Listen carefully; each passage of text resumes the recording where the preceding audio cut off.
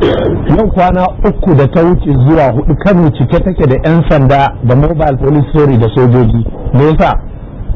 Mutanen Kano sun ce Kwankwaso suke so, PDP ta zaɓi Kwankwaso, mutanen Kano sun yi murna. Kwankwaso ya tara malaman Kano da sauran mutanen Kano.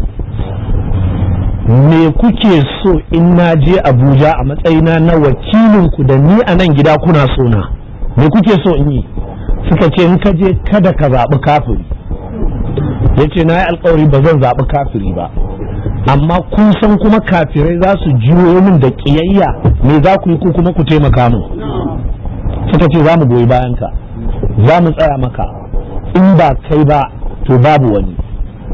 Kwankwaso ya je da shi da wakilai sai suka zaɓi musulmi ba su zaɓi kafiri ba, sai suka dawo gida. Mutanen Kano suka ƙara imani da Kwankwaso, suka ƙara mara mishi baya. Kafirai kuma suka ƙara wa Kwankwaso ƙiyayya da munafukai. Sai mutanen Kano suka ce to sun sun tsaya. Sai jam'iyyar sai ta zo ta ce za ta yi roaring election, za a sake zaɓe. Duk inda ku ji, duk inda ba a zaɓi Goodluck ba, to an nemi a saka wa jihar wani bala'i. To ashe abin ya zama mai kenan, ya zama ƙarfi da yaji. Abin da nake so ku gane kenan. Da za su fahimta, wato da sai su bari al'amarin ya faru kamar yadda shi Kwankwason ya yi. Kwankwaso is a true democrat. Me yasa na faɗa haka? Da aka zo maganar zaɓe, ya bar komai ya gudana, aka yi zaɓe aka tabbatar ya faɗi, ba wani ja. Da ya zo jawabin shi na miƙa mulki ya ce to alhamdulillahi, lokacin da Allah ya ɗiba mishi ya ƙare, in Allah ya nufi zai dawo, amma yana roƙon duk wani wanda ya wa laifi ya yafe mishi. Wassalamu alaikum. Shikenan ya miƙa mulki, bai wani jayayya ba. Mutanen Kano su suka yi rulin ba a son shi a lokacin, ba a ƙaunar shi, ba a son shi. Shikenan sai haƙura. Dan haka ba a kashe ko kaza ba, ya miƙa mulki ga waɗanda duk malamai da sarakuna da kowa suke heli.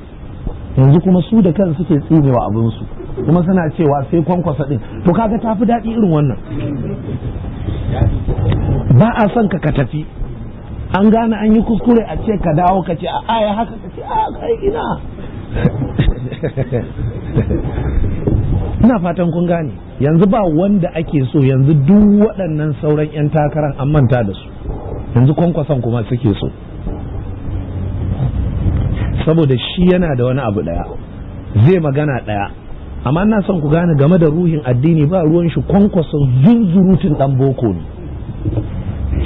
Sannan na biyu, Kwankwaso bai da mai gida, baya shakkar kowa, duk Kano ko duk Najeriya, shi kadai yake rayuwar shi. Dan haka ana kashe Malam Jafar ya duro gidan, amma duk wani dan siyasa bai zo ba, yana jiran me za a ce mishi. Duk wani sarkin gargajiya bai zo ba, yana jiran me za a ce. Amma Kwankwaso ana kashe Malam Jafar sai gashi, saboda zaman kanshi yake yi. To wannan yana daga cikin quality na shugaba a irin contemporary Najeriya. Kun gane? Yawwa. Na biyu,